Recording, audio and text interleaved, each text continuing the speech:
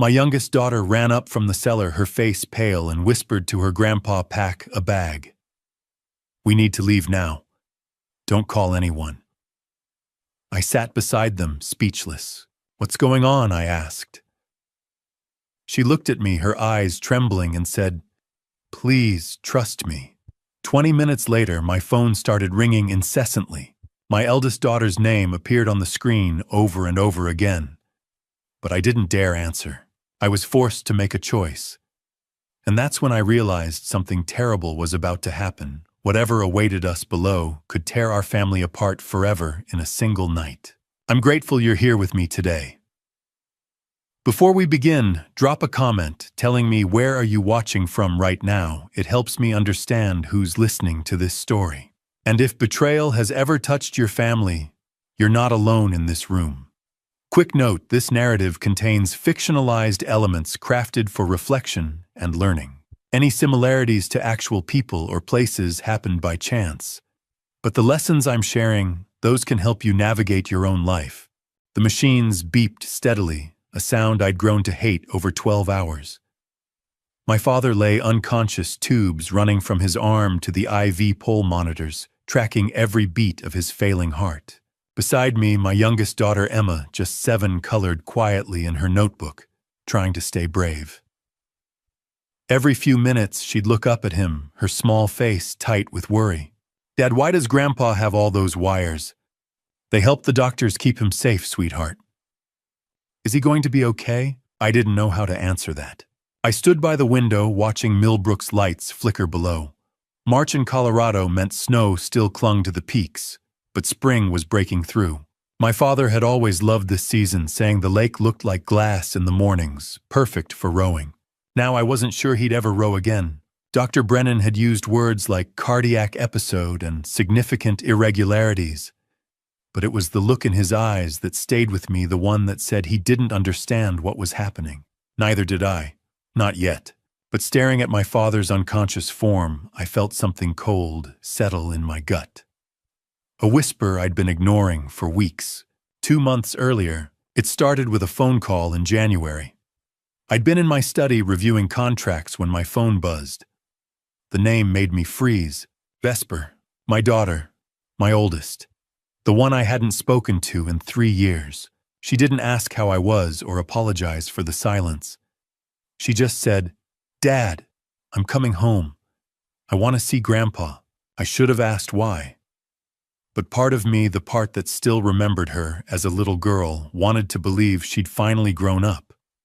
That she'd come back because she missed us. I was a fool. She arrived 2 days later at the Holloway estate, a sprawling Victorian on 2 acres overlooking Lake Thornton. 4 generations of our family had lived here. My father built his shipping business from nothing, and this house was his monument to hard work and integrity. Vesper stood on the porch, older and thinner than I remembered, but smiling. She hugged me, and for a moment it felt real. Emma watched from the doorway, quiet and uncertain. She'd been 3 the last time she'd seen her older sister. Now she barely remembered her. "Emma, come say hi to Vesper." Emma stepped forward, slowly, shy. "Hi." Vesper crouched down, smiling. "Look at you, you're so big now." But Emma hadn't smiled back. She just nodded and retreated to my side. That night at dinner, my father was overjoyed. He hadn't seen Vesper since she'd left town after borrowing money she never repaid. But he didn't bring that up. He just smiled, asked questions, told her how much he'd missed her. Vesper played her part beautifully. She laughed at his jokes, complimented the meal, asked about his health. Then, as we cleared plates, she said it, and, "Grandpa, you look tired. Have you thought about updating your will just in case?" The room went quiet. My father chuckled, waving her off. "I'm not going anywhere yet, sweetheart. But yes, everything's in order. Split right down the middle between your father and you. 50-50. Vesper nodded. 12 million, right? That's what the estate's worth. My jaw tightened. My father didn't notice. He was too busy beaming at her, but I noticed. I noticed the calculation in her eyes. The way she leaned forward too eagerly. Something in her smile didn't reach her eyes. Later that night, Emma came into my room. "Dad, why did Vesper ask about money?" "She's just making sure Grandpa's taking care of Honey." Emma frowned. She looked at Grandpa funny. "What do you mean?" "I don't know, just funny." I'd brushed it off, told her not to worry. But her words stuck with me. I told myself I was being paranoid, that maybe Vesper genuinely wanted to reconnect. But that feeling didn't go away. Over the next weeks, Vesper became a fixture at the estate. She visited daily, bringing my father tea, sitting with him in the sunroom, taking walks around the property. He loved it. He told me how grateful he was that she'd come home. Then he started getting sick, subtle at first. Fatigue, dizziness, a racing heartbeat that came and went. I insisted he see Dr. Brennan, our family physician, for 20 years. Brennan ran tests and shrugged. "Stress, Adrian. He's 82. His body's slowing down." But my father had always been strong. He rode every morning, worked in his wood shop every afternoon. He didn't slow down until Vesper came back. One evening, Vesper caught me in the foyer. "Dad, I know you're worried about Grandpa. Let me help. I can stay here, keep an eye on him. Make sure he takes his meds." I should have said no. I should have seen it then. But I wanted to believe my daughter had come home, that she cared. So I said yes, and I watched her smile, feeling that same cold whisper in my gut. 3 weeks later, I got the call. My father had collapsed. Paramedics were on the way. By the time I reached Millbrook General, he was stable but unconscious. Dr. Brennan met me in the hallway, his face tight.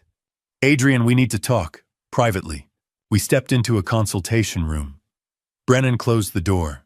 "Your father's symptoms don't match his medication history." I stared at him. "What does that mean?" "It means his heart shouldn't be reacting this way. Not with the prescriptions he's on. Either something's interfering with his meds or..." He trailed off, but I heard the unspoken words. "Or someone's giving him something else." I walked back to my father's room in a daze. Vesper was already there, sitting beside his bed, holding his hand. Her eyes were red, like she'd been crying. She looked up when I entered. "Dad, is he going to be okay?" Emma stood by the door, watching her older sister with those quiet, observant eyes. I wanted to believe the concern in Vesper's voice. The tears. But all I could think about was how she'd asked about the will. How my father's health had nosedived the moment she returned. How Emma had said she looked at Grandpa funny. I stood there watching Vesper stroke my father's hand, and the cold whisper in my gut turned into a scream. Something was terribly, horribly wrong. I left the hospital as dawn broke over the Rockies, my mind racing. Emma slept in the back seat, exhausted. I didn't sleep. I couldn't. Because somewhere between the beeping machines and Vesper's false tears, I'd made a decision. I was going to find out what was happening to my father. And the next morning I found something that changed everything. Sleep never came. I'd driven home from Millbrook General as the first light touched the mountains, but instead of collapsing into bed, I sat in my study staring at the wall. My father's face kept flashing through my mind. The tubes, the monitors, Dr. Brennan's warning, something's interfering with his meds. By the time the sun cleared the peaks and painted the lake gold, I'd made up my mind. I wasn't going to sit around waiting for answers. I was going to find them myself. My father's room sat at the east end of the house, overlooking the water. I hadn't been in here since the ambulance took him away, and stepping inside felt like trespassing. The bed was still unmade. His reading glasses sat on the nightstand beside a worn copy of Lonesome Dove. The scent of his cologne lingered faintly in the air. I moved to the bathroom. The medicine cabinet hung above the sink, white paint chipped at the corners. I opened it slowly. Rows of amber bottles lined the shelves. Blood pressure medication, cholesterol pills, baby aspirin. And there on the second shelf, the one that mattered most. Metoprolol, for his heart. I picked up the bottle, turned it over. The label looked right. Prescription filled 6 weeks ago at Millbrook Pharmacy. Dr. Brennan's name printed neatly at the bottom, but something felt off.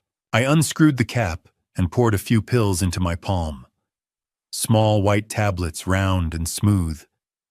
They looked like they always did, except I squinted, holding them up to the light. The color wasn't quite uniform. Some were bright white. Others had a faint yellowish tint, almost imperceptible unless you were looking for it. My heart started pounding. I grabbed my phone and called Dr. Brennan. He answered on the third ring, his voice thick with sleep. "Adrian, it's 7 in the morning. I need to see you. Today. Now." There was a pause, then quieter. "What did you find?" "I'm not sure yet, but I need you to test something."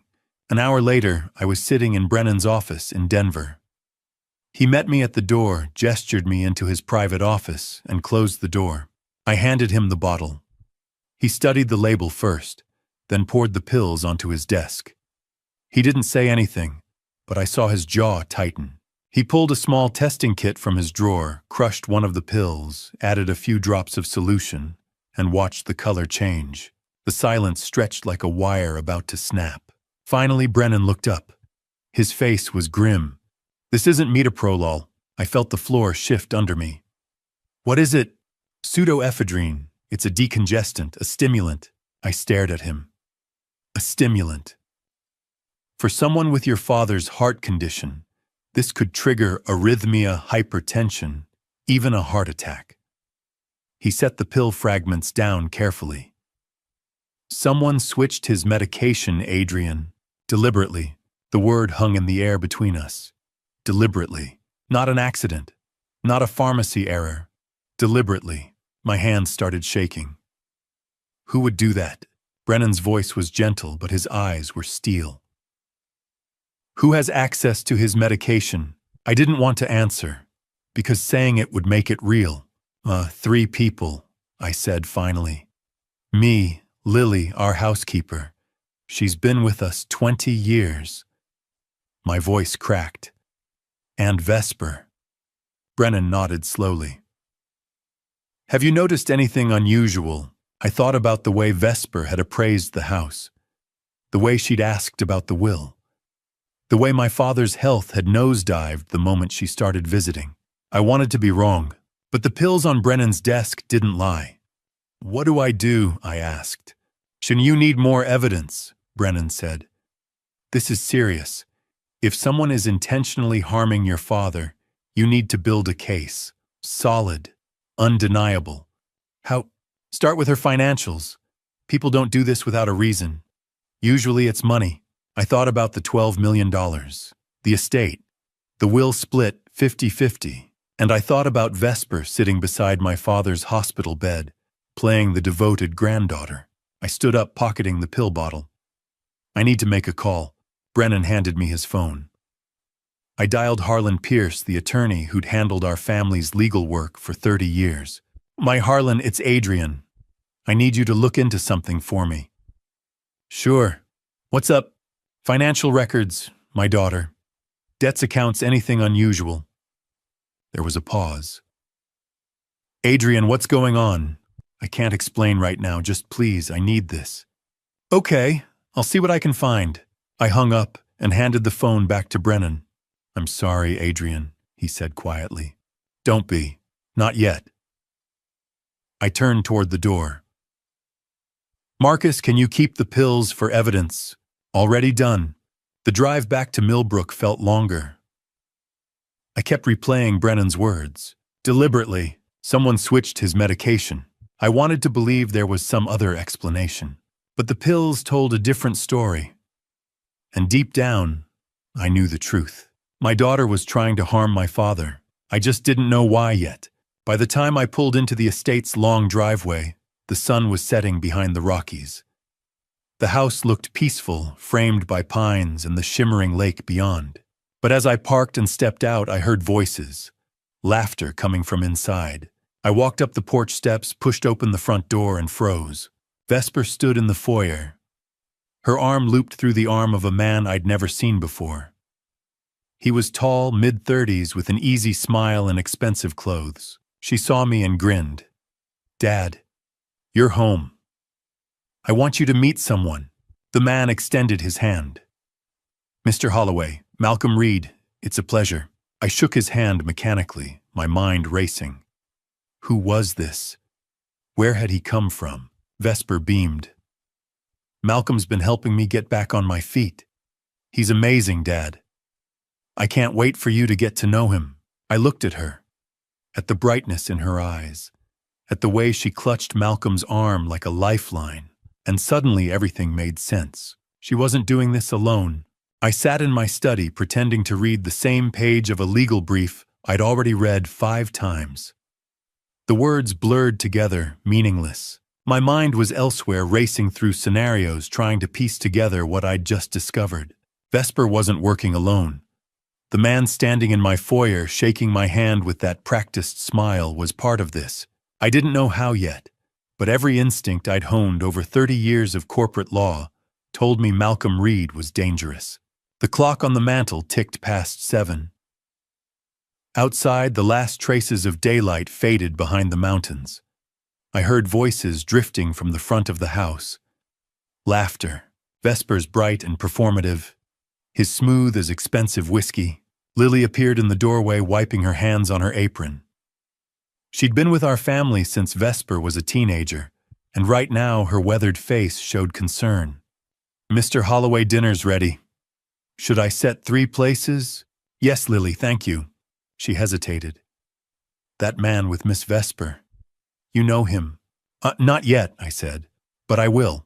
The dining room smelled like rosemary and garlic. Lily had prepared roasted chicken, one of my father's favorites, though the chair at the head of the table sat empty. It felt wrong eating without him. Malcolm sat across from me, Vesper at his side. He'd made himself comfortable, slouching slightly, one arm draped casually over the back of Vesper's seat. Confident. Too confident for a man meeting his girlfriend's father for the first time. This is incredible, Mr. Holloway, Malcolm said. Vesper told me about this place, but seeing it in person, stunning. Must be worth a fortune. The words hung there naked and obvious.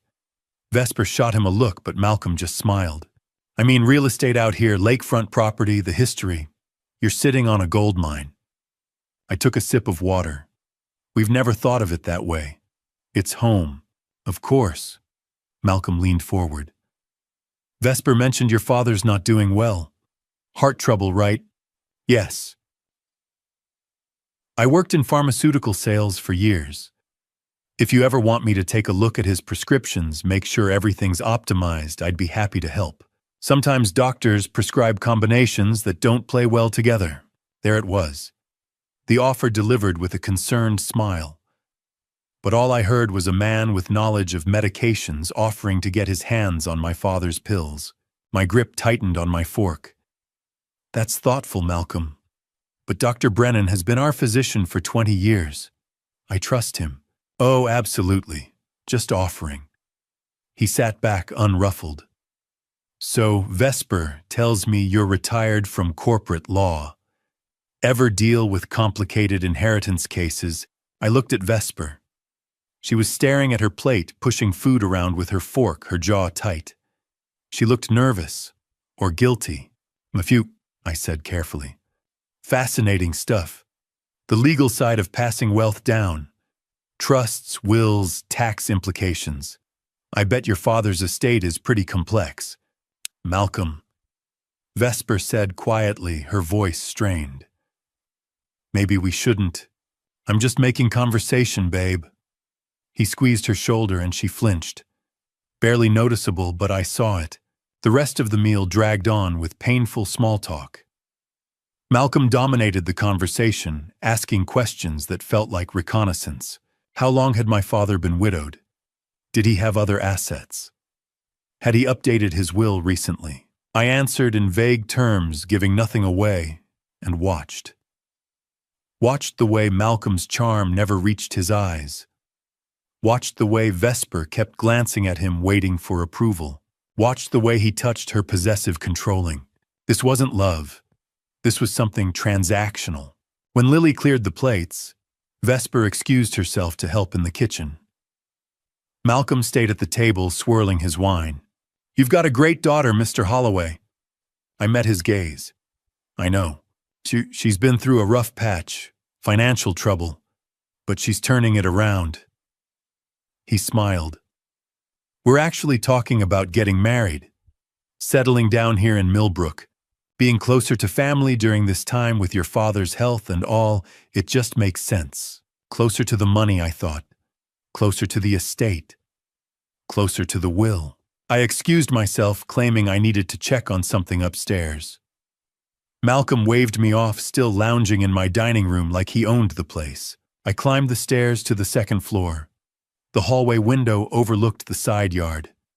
I stood in the shadows, waiting. 10 minutes later, the back door opened. Vesper and Malcolm stepped outside, their breath misting in the cold air. They stood close, but their body language was all wrong. Tense. Urgent. Vesper reached into her jacket and pulled out an envelope. White standard size, but thick.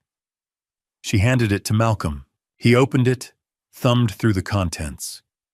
Even from this distance, I could see the edges of bills. Cash. Malcolm counted quickly, then folded the envelope and slipped it into his coat pocket. He said something I couldn't hear. Vesper nodded, wrapping her arms around herself. I pulled out my phone, zoomed in, and took 3 photos. The flash was off. They didn't notice. Malcolm leaned in, kissed Vesper's forehead, and walked toward his car. She stood there alone for a moment, looking small, fragile, almost like the daughter I used to know. But then she straightened, wiped her face, and went back inside. The mask slipped back into place. I stayed at the window, staring at the photos on my phone. Evidence. Not enough for police, but enough to confirm what I knew. This man wasn't here because he loved my daughter. He was here because he smelled money. I called Harlan Pierce. He answered on the first ring. Adrian twice in 2 days. What's going on? I need you to look into someone else. Malcolm Reed. Everything. Background, employment history, financials. Criminal record, if he has one. Who is he? My daughter's boyfriend, and I think he's helping her. Harlan was quiet. Helping her do what? I closed my eyes. I'll explain when I have proof. Just find out who this guy is. I'll get on it first thing tomorrow. I hung up and stared out at the dark yard. My father was coming home tomorrow. Dr. Brennan had called to say he was stable enough to discharge, which meant I had less than 12 hours to figure out how to protect him while living under the same roof as the people trying to end his life. I couldn't confront them. Not yet. I needed more than pills and envelopes and bad feelings. I needed a plan. I looked down at the photos on my phone one more time. Vesper handing over cash. Malcolm pocketing it like payment. The way she looked at him wasn't love. It was desperation. Fear, maybe. Or greed. And that scared me more than anything. Because desperate people do dangerous things. I pulled into the hospital parking lot just after 8. The morning air sharp and cold. My father was already dressed and sitting in a wheelchair by the discharge desk, looking smaller than I remembered. 5 days in a hospital bed had aged him. His skin had a gray tinge and his hands trembled slightly. But when he saw me, he smiled. That same smile that had greeted me every morning of my childhood. Ready to get out of here, son? I helped him into the car. The drive back to Millbrook took 40 minutes. My father dozed most of the way, his head resting against the window. I didn't tell him what I'd found. Not yet. He didn't need that burden while recovering. When we pulled up to the estate, Vesper's car was already in the driveway. She appeared on the porch as I helped my father out, her face a picture of concern. Grandpa, oh, thank God you're home. She rushed down and wrapped her arms around him, careful, gentle. Oswald patted her back, his eyes welling up. Malcolm appeared behind her, hands in his pockets, that easy smile plastered across his face. Good to see you up and about, Mr. Holloway. We were worried. I caught Vesper's eye over my father's shoulder. She held my gaze for half a second, then looked away. Worried, right. By noon, Vesper and Malcolm announced they were heading into town for groceries. I watched from the study window as they drove off, waiting until their car disappeared. Then I made the call. I'd worked with TJ Morrison back in my law days handling security for corporate clients. He ran a discreet private firm out of Denver. He answered on the second ring. Adrian Holloway, been a while. I need a favor, TJ, today. Now, if you can manage it. What kind of favor? 6 cameras. Hidden. Feeds to a secured laptop. Can you do it? There was a pause. You in some kind of trouble? The kind I can't talk about yet. Give me 2 hours. He showed up 90 minutes later with an unmarked van and a young tech named Sam. They worked fast, professional, asking no questions. Oswald's bedroom. Small camera tucked into the smoke detector. The bathroom. Another in the air vent above the medicine cabinet. The kitchen, mounted inside the microwave vent hood. The wine cellar entrance, disguised as a coat hook. The front gate, installed in the light fixture. The boathouse, positioned under the eaves. Sam ran the feeds through an encrypted router, synced everything to a laptop. He showed me how to access the live streams, how to download clips. Motion-activated recording, he explained. You've got about 2 weeks of storage before it loops over. That should be enough. By the time Vesper and Malcolm returned, TJ and Sam were gone. The cameras were invisible. I spent the rest of the afternoon watching the feeds. Oswald napping, Lily cleaning, Vesper unpacking groceries. Everything looked normal. But I knew better. That evening, my phone rang. Dr. Brennan, Adrian, I've been going over your father's medical records. The medication tampering didn't happen overnight. Based on his symptoms and the timeline, someone's been switching those pills for at least 6 weeks. 6 weeks. That lined up exactly with when Vesper came back. Adrian, whoever did this, was patient, methodical. They knew what they were doing. Meaning they'll try again. Maybe not the same way, but they will try again. His voice dropped. Keep your father safe. Don't let anyone near his medications. I will. After I hung up, I sat in the dark staring at the laptop screen. 6 feeds, 6 angles. My home under surveillance. Because I couldn't trust the people living in it. I thought about calling the police. But what would I tell them? I had 1 bottle of fake medication and some security footage. It wasn't enough. Not for an arrest. I needed more. The next morning, I woke early and pulled up the overnight footage. Most of it was nothing. Empty hallways, dark rooms. Then I saw the timestamp 11:47 p.m. Oswald's bedroom. The camera had a clear view of the bed and door. The door opened. Vesper stepped inside, moving quietly barefoot. She wore pajamas, her hair loose. She looked young, innocent. She crossed the room, stopped at the foot of my father's bed, and stood there. Watching, my father's chest rose and fell under the blankets. He didn't wake. Vesper leaned closer, tilting her head like she was listening, checking his breathing, and then she just stood there. 30 seconds. Maybe more. Her face was blank, cold, not sad, not worried, just waiting. Finally, she turned and left, closing the door softly. I watched the clip 3 times, feeling something crack inside my chest. The daughter I'd raised was gone. In her place was someone who could stand over an old man's bed and wait for him to stop breathing. There was a knock on the study door. I closed the laptop quickly. Lily stepped inside, wringing her hands. Mr. Holloway, I'm sorry to bother you. It's fine, Lily. What's wrong? She glanced over her shoulder, then stepped closer, lowering her voice. Miss Vesper asked me something yesterday about Mr. Oswald's will. My stomach dropped. What did she ask? If he'd updated it recently, if he'd made any changes. Lily's eyes were red. I've worked for this family 20 years. I've never been afraid here. But now... I know, I said quietly. She nodded. If you need me to testify to tell someone what I've seen, I will. Thank you, Lily. After she left, I sat alone, the weight of everything pressing down. The cameras were running. Dr. Brennan was on alert. Harlan was digging into Malcolm's background, but none of it felt like enough. I opened the laptop again, pulled up the live feed from Oswald's room. He was awake now, sitting up in bed, reading the newspaper. He looked peaceful, safe, but he wasn't, and I was running out of time. I didn't have to wait long. 3 days later, they made their move. I woke before dawn with the kind of dread that sits heavy in your chest and won't let go. The house was silent. The lake outside my window still black under the fading stars. I'd been watching the surveillance feeds until past midnight, seeing nothing unusual. But my gut told me something was wrong. I got dressed and went downstairs, moving quietly through the dark hallway. Through the window, I could see the first pale light touching the eastern ridge of the mountains. March in Colorado was unpredictable. I checked the outdoor thermometer mounted by the back door. 42 degrees. The lake would be colder. Much colder.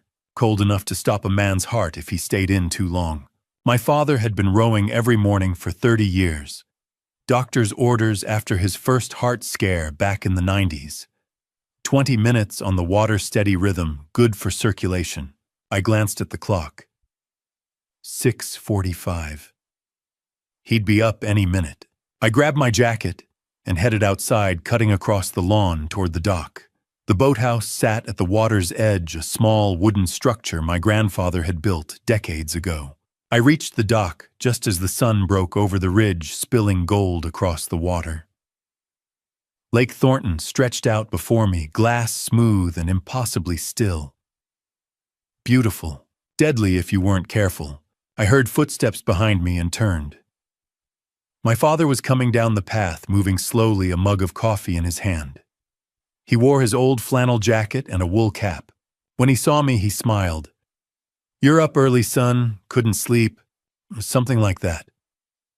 I tried to keep my voice casual. "Thought I'd join you this morning, if that's all right." "Of course, always room in the boat. Dad, wait." I stepped in front of him. "Let me check the boat first. We haven't used it all winter. Want to make sure it's still sound." He raised an eyebrow. "It's fine, Adrian. I checked it last week." "Humor me," he shrugged. "All right, you always were the careful one." I pulled open the boathouse door. The smell of damp wood and old canvas hit me. The rowboat sat on its rack. I flipped it over and lowered it onto the dolly. Then I crouched down to inspect it. The hull looked fine. No cracks, no visible damage. I ran my hand along the underside, checking the seams, until I reached the drain plug. It was there, threaded into the hole at the stern, but something was wrong. I touched it, and it shifted under my fingers. Loose. Deliberately loosened just enough that water would seep in slowly once the boat was in the water. Not a flood. A gradual leak. By the time you noticed, you'd be too far from shore. My heart started pounding. I moved to the oarlocks, the metal fittings that held the oars in place. I gripped one and applied pressure. It snapped clean off in my hand. The metal had been filed down. Weakened. It looked intact, but the moment you put weight on it, it would break. And without oars, you couldn't steer. Couldn't get back. I dropped the broken oarlock and spun around. The life vests usually hung on hooks by the door. 4 of them, bright orange, easy to spot. They were gone. I found them 30 seconds later, shoved into a storage bin in the corner, buried under old tarps and fishing nets. Someone had moved them. Hidden them. My hands started shaking. This wasn't an accident. This was a trap. If my father had gotten into that boat this morning, the drain plug would have let water in slowly.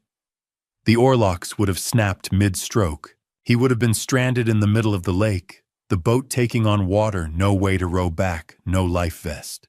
In 45-degree water, hypothermia sets in within minutes. He wouldn't have made it to shore. They would have found him floating face down by noon.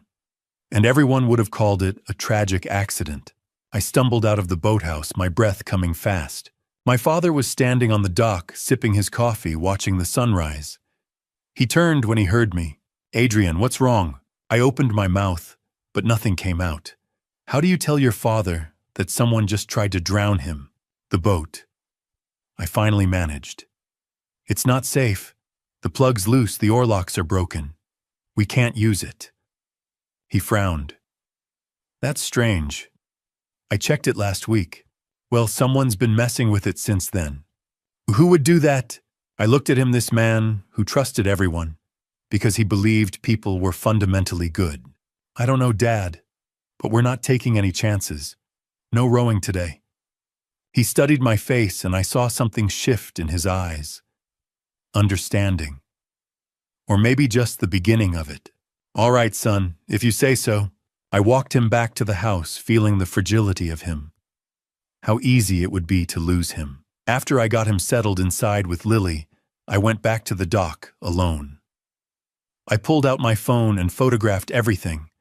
The drain plug, the broken oar lock, the life vests hidden in the storage bin. Evidence. I was crouched by the boat when I felt eyes on me. I looked up at the house. Second floor. The guest room window. Vesper stood there, arms crossed, watching. Our eyes met across the distance. She knew. She knew I'd found the boat. Knew I'd stopped my father. Knew her plan had failed. For a long moment, neither of us moved. Then she stepped back from the window and disappeared. I stood there on the dock, phone in my hand, feeling the weight of it all settle over me. This was real. My daughter was trying to end my father's life, and she knew I was onto her. They'd tried to make it look like an accident. Drowning, hypothermia. An old man who misjudged the season and paid the price. Clean, untraceable, almost perfect, except I'd caught them. I saved my father that morning. Pulled him back from the edge without him even knowing how close he'd come.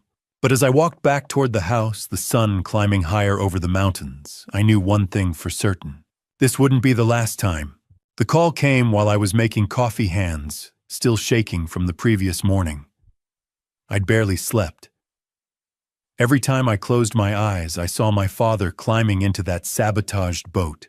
I answered on the second ring.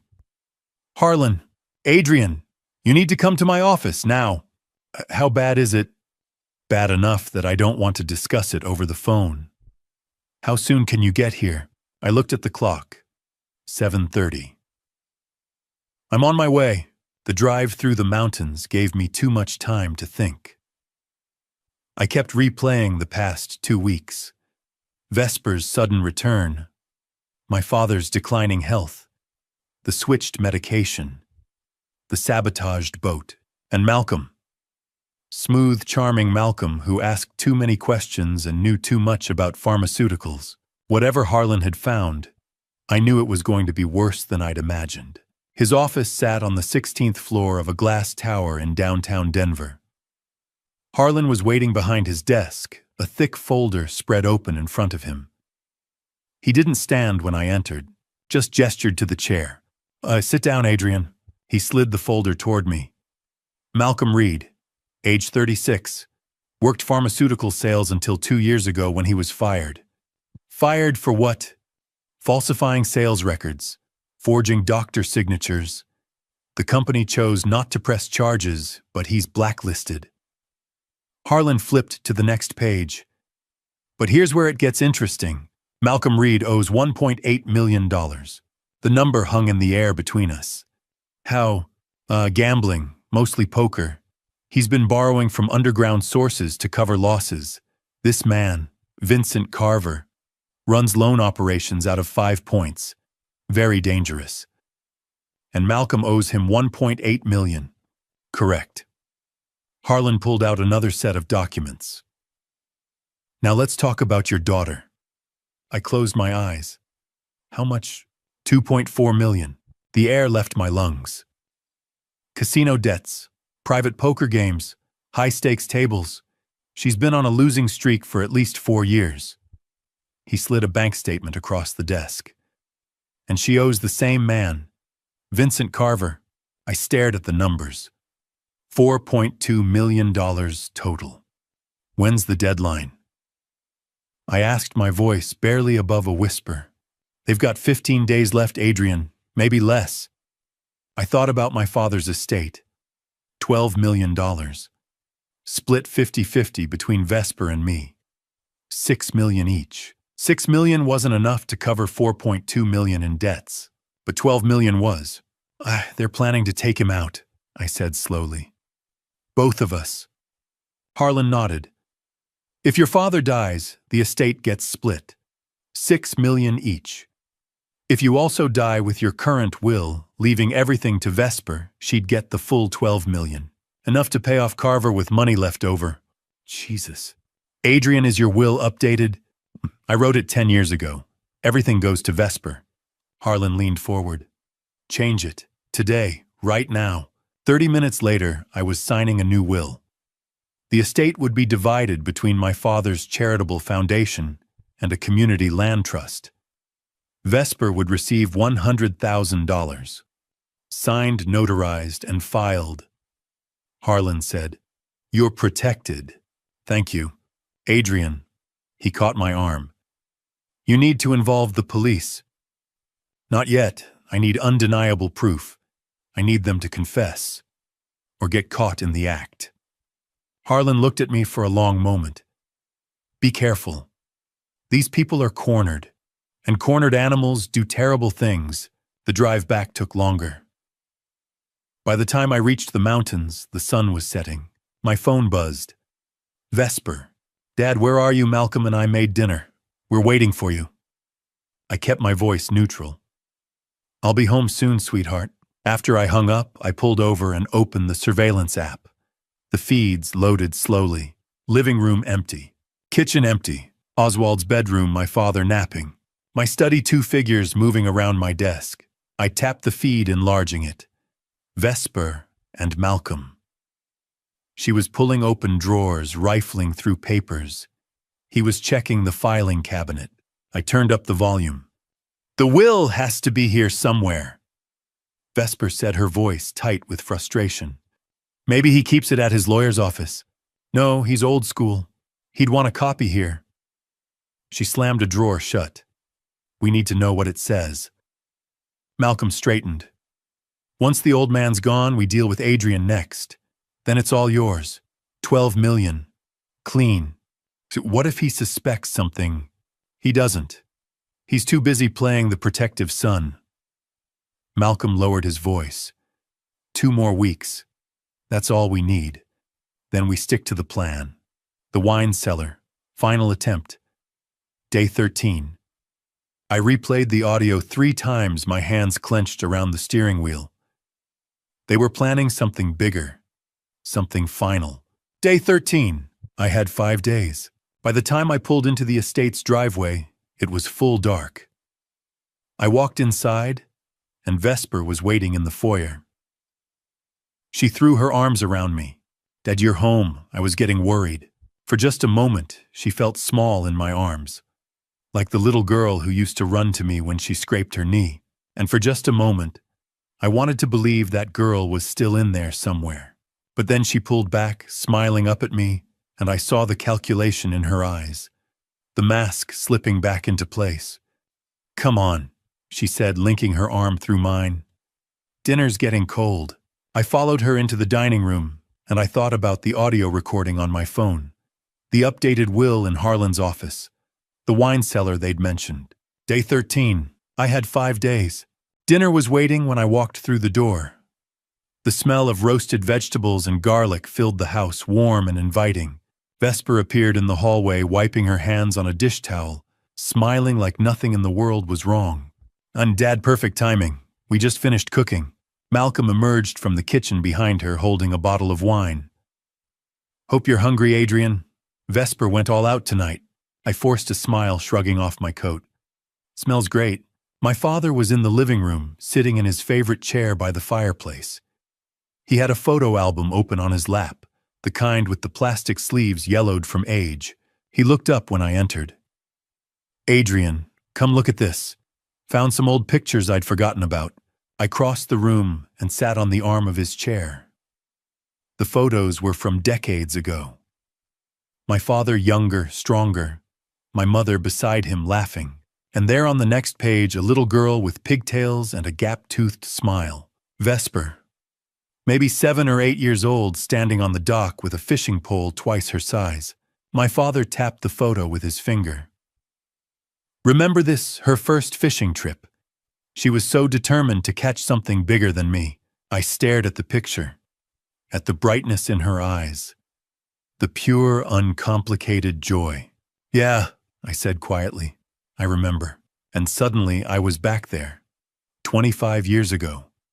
Back when the world made sense. It was summer, late July. Vesper had turned 8 that week, and all she wanted for her birthday was to learn how to row. So I took her down to the dock early one morning. The rowboat bobbed gently in the water, and Vesper stood beside it in her pink life vest, practically vibrating with excitement. Can we go now, Daddy? Can we? See, hold on, kiddo. Let me show you how to get in without tipping us over. I helped her step into the boat, steadying it with one hand. She sat in the middle seat, gripping the sides, her eyes wide. Okay. Now rowing's all about rhythm, smooth strokes. You don't fight the water, you work with it. I let her hold the oars, my hands over hers, guiding her through the motion. Pull back, lift forward, dip. She laughed every time water splashed up, soaking her shirt. I'm doing it, Daddy, I'm really doing it. You sure are, sweetheart. We rowed out to the center of the lake. Vesper let go of the oars and leaned back, staring up at the sky. Daddy! Yeah. When I grow up, I want to be just like Grandpa, strong and kind, like he is. Something in my chest tightened. You can be anything you want, Vesper. I want to make you proud. You already do, baby, every single day. When we got back to the dock, my father was waiting. He helped Vesper out of the boat, and she immediately started chattering about everything she'd learned. Oswald crouched down to her level. Vesper, I want to tell you something important. Can you listen? She nodded, suddenly serious. Money doesn't make you rich. Not really. Integrity does. Being honest even when it's hard. Keeping your promises. Treating people right.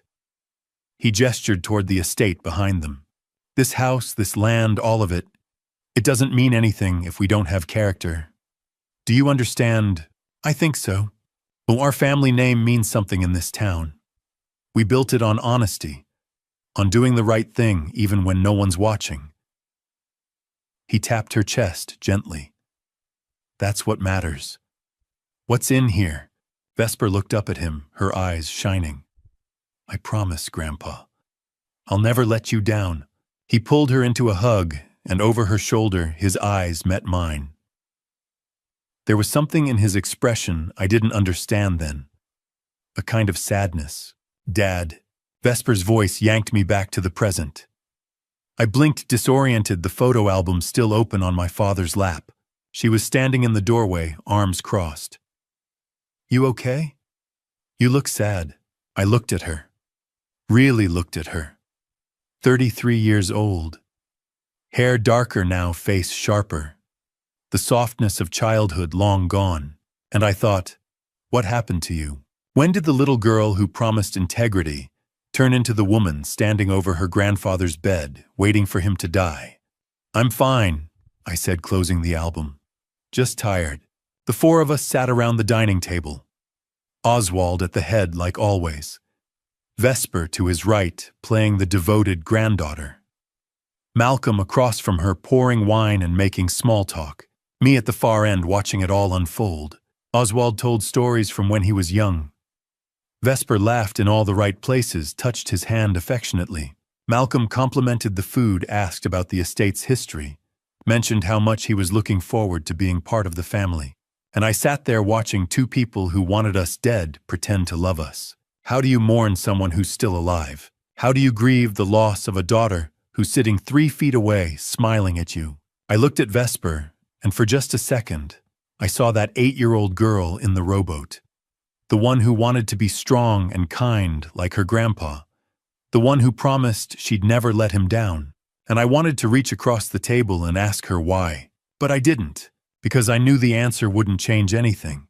After dinner, Vesper hugged me goodnight. Malcolm shook my hand. My father went to bed early, exhausted, and I stood alone in the study, staring at the surveillance feeds on my laptop, replaying the audio from earlier. Wine cellar, final attempt. Day 13. 4 days from now.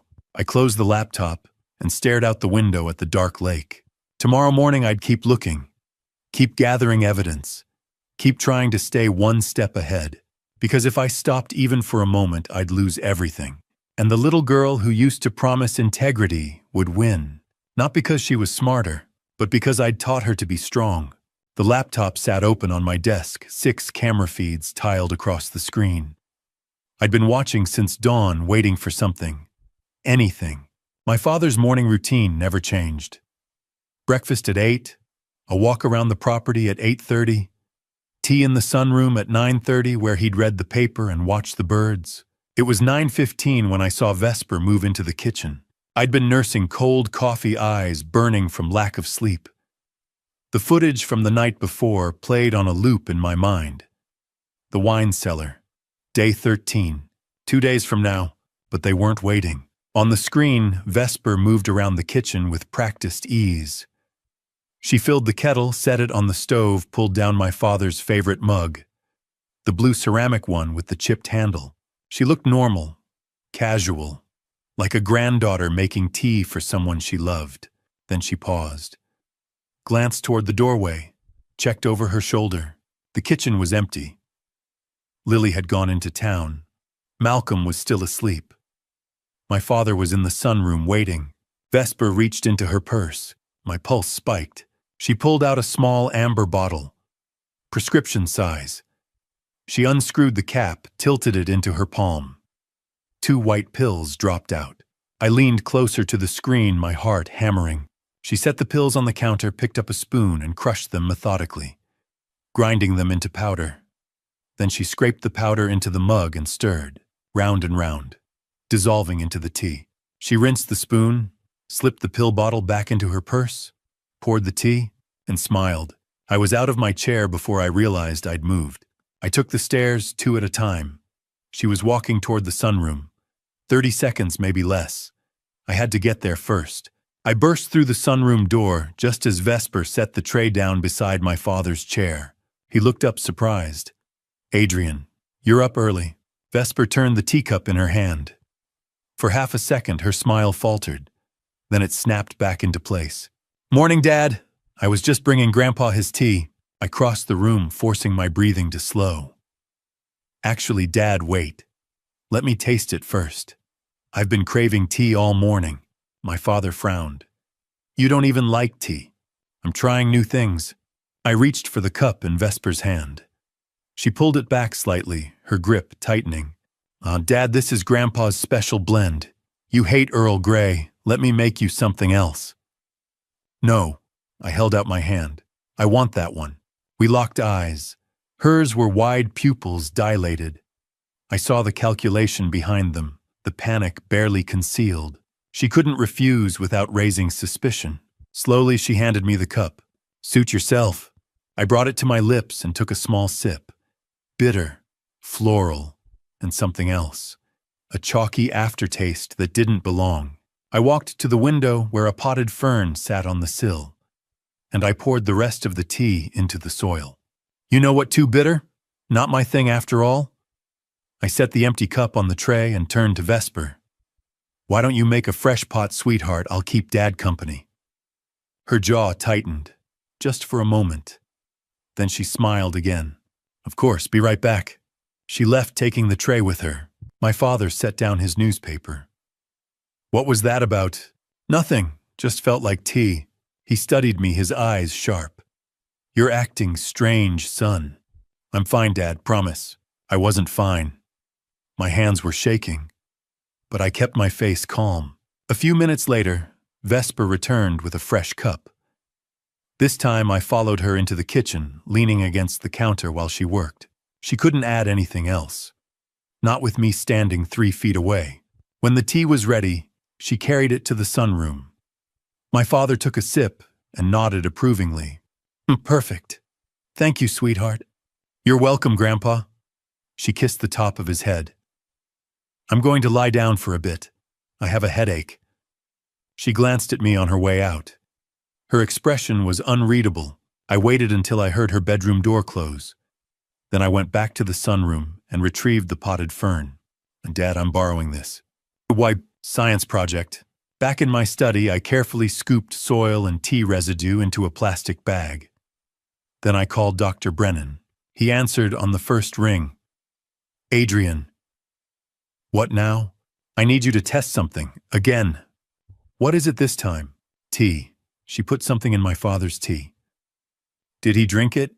No, I intercepted it. Bring it to my office. I'll run it through the lab. By late afternoon, I had my answer. I sat across from Brennan in his office, the test results spread on the desk between us. Diphenhydramine, Brennan said. Common name Benadryl. In high doses, it acts as a sedative. How much was in the tea? Enough to knock out a grown man. Combined with your father's heart medication, it would cause severe drowsiness, disorientation, and a dangerous drop in blood pressure. What would happen if he drank it? Best case, he'd pass out. Worst case, he'd try to stand, get dizzy, and fall. At his age, a fall like that could be catastrophic. Head injury, broken hip, internal bleeding. And it would look like an accident. Brennan nodded grimly. Exactly. Look, this is the third time, Marcus. Medication. The boat. Now this. Adrian, you need to call the police, now. It's not enough. I need them to confess. I need them caught in the act with no way out. I stood pacing. They mentioned the wine cellar. Day 13. That's 2 days from now. I'm going to set a trap. Adrian, that's dangerous. I know, but I need them to commit. Fully. No room for doubt. He looked at me for a long time. You're playing a very dangerous game. I know. 2 days. That's all I had. Day 13 was coming. And one way or another, this would end. Emma burst into the living room, her face pale. Hattie, Grandpa, there's something really weird in the wine cellar. I looked up from my laptop. Oswald set down his newspaper. What do you mean, sweetheart? I asked. A big metal tank. With tubes and a clock, and it's counting down, my father chuckled. Honey, that's probably just the old heating system, but my blood had gone cold. I thought about the past 2 weeks. Vesper disappearing downstairs, always alone, always locking the door. Malcolm showing up with bags, their whispered conversations. Emma, show me. She grabbed my hand and pulled me toward the back hallway. Oswald followed slowly, leaning on his cane. Emma led us down the stone steps into the wine cellar. She pointed to the west wall. Behind the big shelf, I was looking for Christmas decorations, and I leaned on it, and it moved. I approached the oak wine rack slowly, put my weight against it. It swung open on hidden hinges. Behind it was a panel, unpainted plywood recently installed, and behind that panel was a cavity in the stone wall. Inside sat an industrial nitrogen tank. It was matte gray, about 4 feet tall with warning labels. A brass valve was mounted at the top, connected to a digital timer. From the valve, clear rubber tubing snaked upward, disappearing into the ceiling. Emma tugged on my sleeve. Dad, what is it? Go upstairs, sweetheart. Take Grandpa with you, right now. But, now Emma, something in my voice made her move. She took Oswald's hand and led him up the stairs. I heard the door close above me. I stood alone in the cellar, staring at the tank. My daughter had installed this. My daughter had planned to kill her own grandfather. I followed the tubing with my flashlight. It ran along the stone, tucked into a groove. At the top, it fed into the ventilation grate. I climbed onto a wine crate and examined the vent. The metal grill had been removed, then replaced. Someone had applied clear silicone sealant around the edges, sealing it shut. I checked the other vents. Same thing. All 4 sealed tight. The room was airtight. I climbed down and crouched beside the tank, studying the timer. The display glowed faint green, showing the scheduled activation time as 9:30 p.m. on March 13th. Tomorrow night. I pulled out my phone and started taking pictures. The tank, the timer, the tubing, the sealed vents, every angle I could manage. Nitrogen is heavier than air. When the valve opens, it would pour out of the vents, sinking to the floor, slowly filling the room from the bottom up, displacing the oxygen. You wouldn't smell it, wouldn't taste it, wouldn't even realize you were suffocating until it was too late. In 8 to 10 minutes, the room would be a nitrogen chamber. In 5 to 10 minutes after that, you'd be dead. And the nitrogen would dissipate. Leave no trace. Just an old man who died in a cellar with bad ventilation. A tragic accident. I checked my father's desk calendar in the corner. I flipped to tomorrow's date. March 13th. There in the 9 p.m. slot, written in handwriting that wasn't my father's, wine selection with Vesper. I recognized the script. Vespers. The same handwriting I used to see on birthday cards. She'd written it herself. Scheduled her own grandfather's execution. I took a picture of the calendar entry. Then I heard voices upstairs. Vesper's car had pulled in. She was home. I moved quickly, swinging the wine rack back into place. Made sure everything looked untouched. Climbed the stairs and locked the cellar door behind me. In the living room, Emma sat on the couch beside Oswald. Her small face was tight with worry. Vesper stood in the doorway, smiling. "Hey, Dad, everything okay?" I forced myself to meet her eyes. "Fine. Just checking on some old bottles. Emma said she found something down there."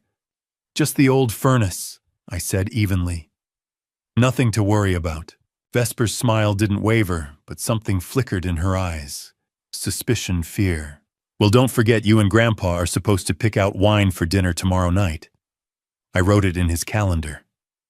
I saw that. Great. She turned and headed upstairs. "I'm going to take a nap." The moment she was gone, I pulled Emma close. "Listen to me very carefully. Tomorrow night, you and Grandpa are going somewhere safe. Do you understand?" She nodded, her eyes wide. "And you don't tell Vesper, not a word." "Okay, Dad." Oswald leaned forward. "Adrian, what's going on?" I looked at my father. This man who'd built everything we had, who'd taught me about integrity and hard work and family, and I felt rage burn through me. "So Vesper's trying to hurt you, Dad." Emma found the proof. His face went pale. "What?" "I'll explain later. Right now I need to make a phone call." I went into my study and closed the door. I stared at the photos on my phone. The nitrogen tank, the timer, the sealed vents. This was it. The end game. I pulled up Harlan's contact and dialed. "Adrian." "What's wrong?" "I need Detective Morrison's number." He gave me the number without asking questions. I hung up and dialed. A woman's voice answered. Professional, clipped. "Morrison. Detective Morrison, my name is Adrian Holloway. I need your help. I have evidence of a planned crime, and I need you to witness a confession." There was a pause. "What are you proposing?" "A sting, tomorrow night. I'll provide the location. All you have to do is listen and move in when I give the signal." "This is highly irregular, I know, but my father's life is on the line, and I'm running out of time." She exhaled slowly. "I'll need to see your evidence first. I can bring it to you tonight." "Fine, my office, 7 p.m. She hung up. I walked back into the living room.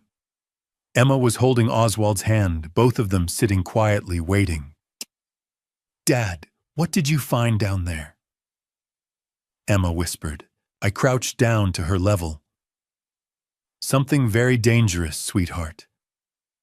But you did exactly the right thing by telling me. You might have just saved Grandpa's life." She threw her arms around my neck. "I don't want anything to happen to him. It won't, I promise." Oswald looked at me, his eyes full of questions and grief. "Tomorrow night," I said quietly. "We end this." In 30 hours, Vesper and Malcolm would walk down to that wine cellar, believing they were about to commit the perfect crime. But I'd be ready, and my 7-year-old daughter had just become the hero who saved us all.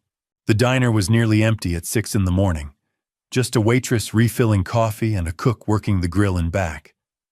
I'd chosen the place deliberately, Halfway between Millbrook and Denver, anonymous, Detective Rachel Morrison was already waiting in a booth by the window.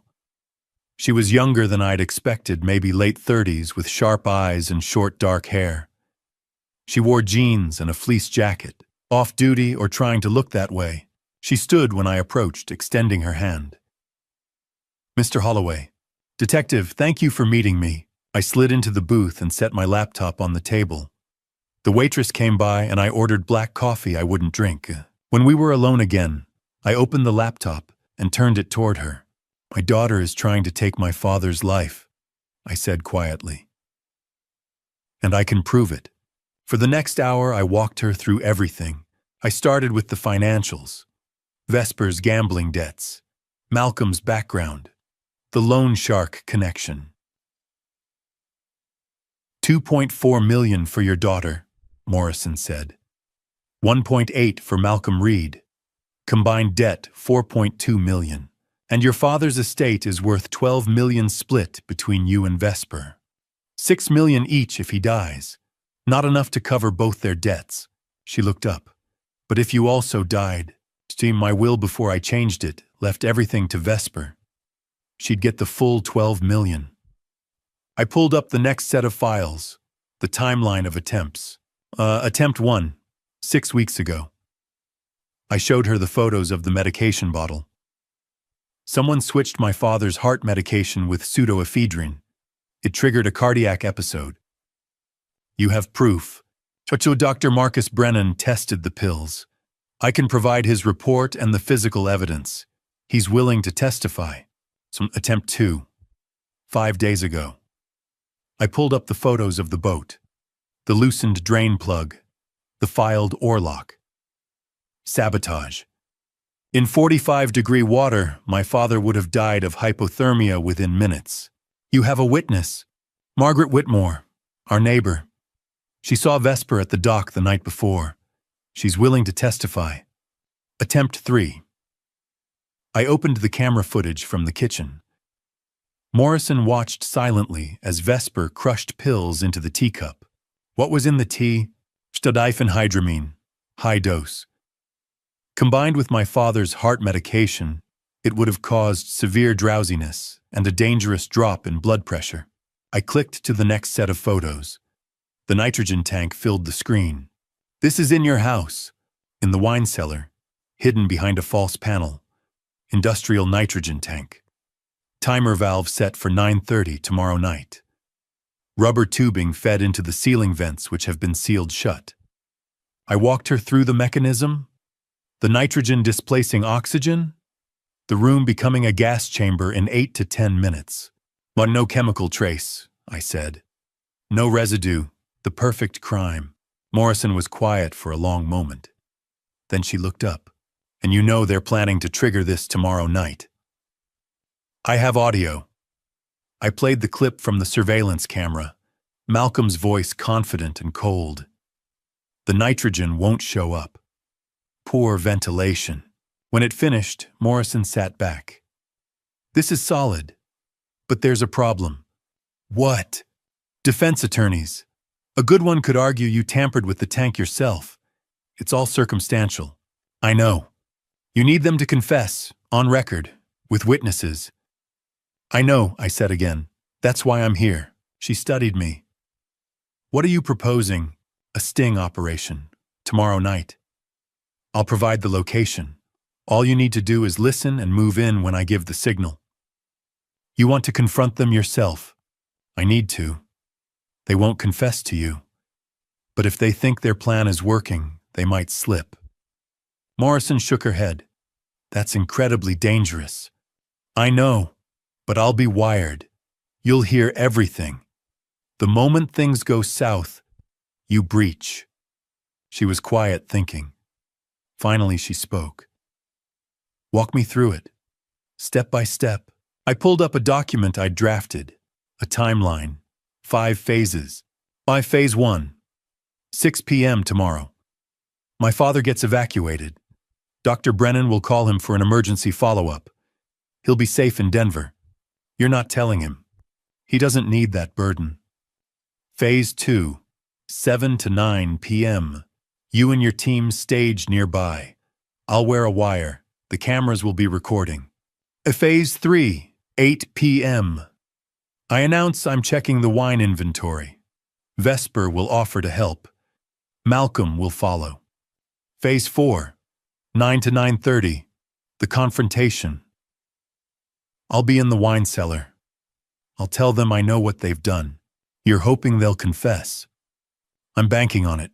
Malcolm's arrogant, Vesper's desperate. People like that make mistakes. Or they get violent. No, that's why you'll be listening. Phase 5, 9:30. You move in with a warrant. Arrest them both. She was quiet for a long moment. Then she leaned forward. Mr. Holloway, you're asking me to let you walk into what could become a hostage situation. I'm the one making this choice, not you. She held my gaze. Why not just arrest them now? Because a good defense attorney would tear it apart. But if they confess, there's no defense. Morrison exhaled slowly. All right, I'll coordinate with my team. I'll need your address and a blueprint of the property. I can get you that. She stood. And Mr. Holloway, the moment I hear a threat on that wire, we're coming in. Understood. Understood. She paused. For what it's worth, I'm sorry. No parent should have to do this. I didn't trust myself to speak, just nodded. After she left, I sat alone staring at the laptop screen. The photo of the nitrogen tank. The timer counting down. I had one chance. One night to end this. Day 13 was coming. Dr. Brennan's office felt different at night. Quieter. The waiting room lights were off, the reception desk empty. Just the two of us in his private consultation room, the city lights of Denver glowing through the window. My father sat in the leather chair across from Brennan's desk, looking smaller than he had that morning. Frailer. I'd told him we needed a follow-up, routine blood work after the heart episode. He'd accepted it without question. But now sitting here in the dim office, he was watching me with eyes that saw too much. Hun, he said quietly.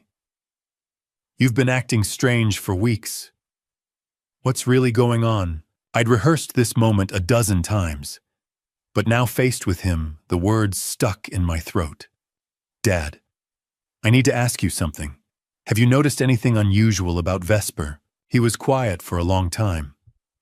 Then he sighed a sound that seemed to come from somewhere deep and tired. You mean the questions about the will? My heart stopped. You knew. I'm 82, Adrian, not senile. He shifted in his chair. I've noticed a lot of things. Why didn't you say anything? Because I wanted to be wrong. He looked out the window. 2 months ago, Vesper came to me, asked me to change my will, leave everything to her. I felt something cold settle in my chest. What did you say? Well, I asked her why. She said you didn't need the money, that I should take care of her instead. And I told her no, the split stays 50-50, that's fair. How did she react? He was quiet again. When he spoke, his voice was softer. She got angry, not loud, but I saw something in her eyes I'd never seen before. Something cold. What did she do? She apologized, said she was stressed about money, asked me to forget she'd mentioned it. He turned back to me. But I didn't forget Adrian, and when I started getting sick, when the pills stopped working right when the boat felt wrong that morning. I wondered. I didn't want to believe it. My own granddaughter. His voice cracked. How do you believe something like that? I reached across the space between us and took his hand. It felt thin and fragile in mine. The pills, he said. Someone switched them. Didn't they? Yes. And the boat. That wasn't an accident. No. The tea. I nodded. He closed his eyes. When he opened them again, they were wet. My granddaughter. We sat in silence. Outside, a siren wailed in the distance. What do I do, son? He finally asked. I'd spent 2 weeks asking myself the same question. And now looking at my father, I knew the answer. You trust me." He looked up. "Dad, I'm going to handle this. But I need you to stay here tomorrow. With Dr. Brennan.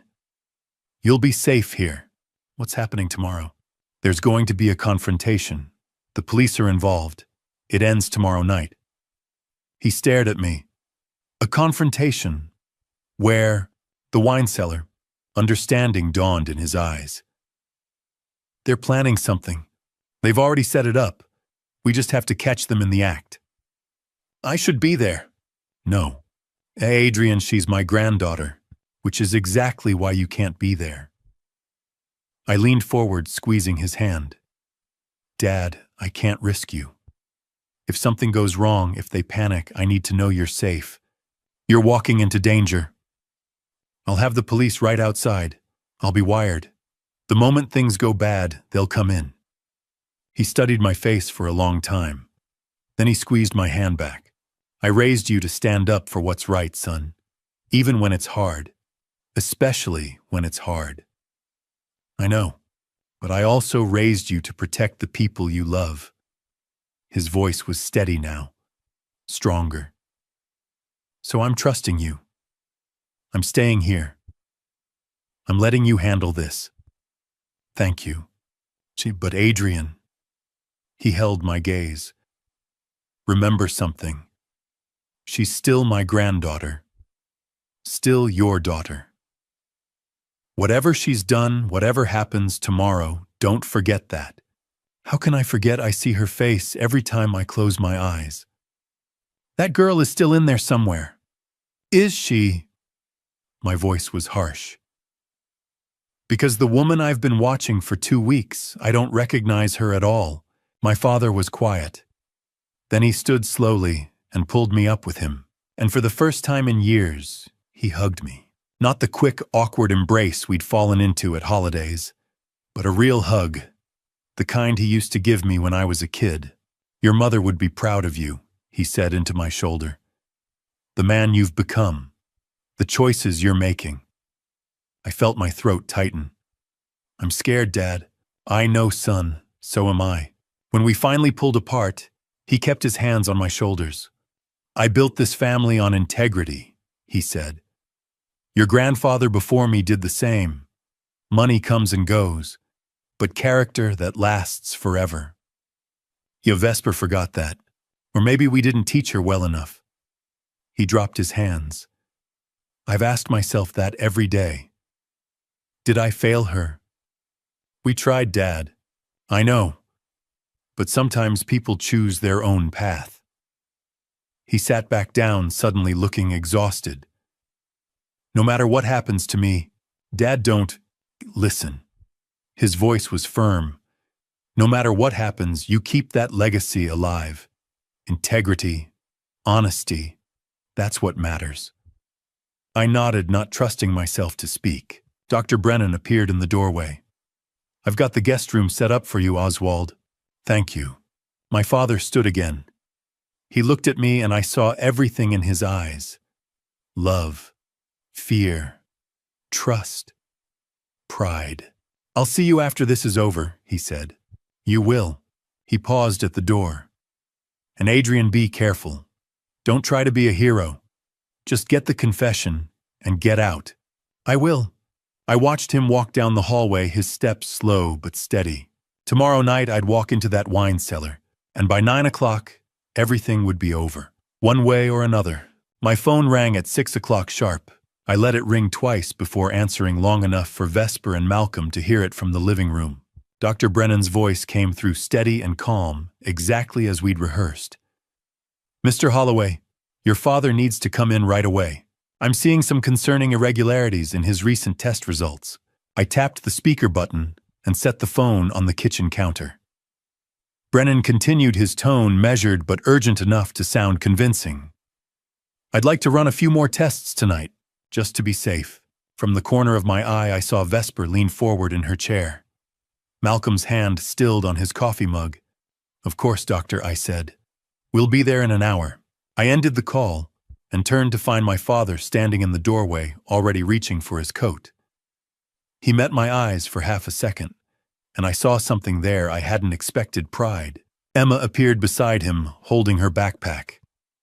She'd packed it quietly an hour ago, just like I'd told her. A change of clothes, her favorite stuffed rabbit, her notebook. Vesper stood smoothing her sweater. "Do you want me to come with you?" "No need," I said, keeping my voice level.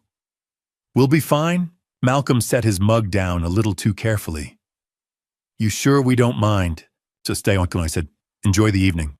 Vesper's eyes flicked to Emma. "Why's Emma going?" "She wants to be with Grandpa," I said evenly. "It's just for the night." Vesper smiled, but it didn't reach her eyes. "Call if you need anything, Dad." I nodded and helped Oswald with his coat. Emma slipped her hand into mine, quiet and watchful. We walked out together into the cold March air. As we pulled away from the estate, I glanced in the rearview mirror. Vesper stood at the living room window watching us go. Emma's small voice came from the back seat.